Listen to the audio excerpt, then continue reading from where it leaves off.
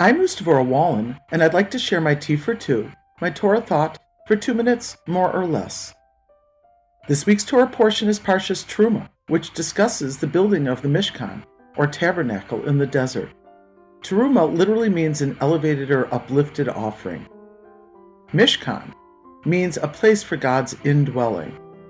The Parsha begins, and God spoke to Moshe saying, "Tell the Israelites, Vayikhu li Terumah, and they should give me gifts." However, the literal translation of Vayikhu is not give, it means take. In other words, the Jewish people will be taking this gift that is for Hashem. Then it says, each person who has a willing heart, he shall take my Terumah. A Hasidic interpretation is that when you give something to another, in this case to Hashem, you gain more than you are giving away. Later in our portion, there's a verse that has a similar structure and syntax to this one. It says, "And you shall make for me a mikdash, a holy place, and I will dwell in it." However, the verb va'asu again is plural.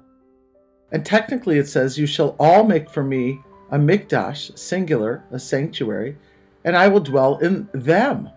It changes from plural to singular and back to plural. Vayikhu, you shall all take, and va'asu, you shall all make, from these verses is confusing.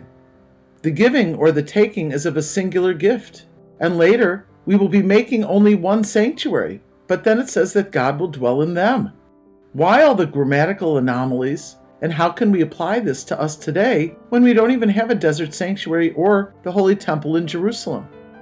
When we come together communally and in a unified way for a higher purpose, Hashem says we will gain, we will get more than we give, and that by making our communal efforts, He will dwell in each and every one of us.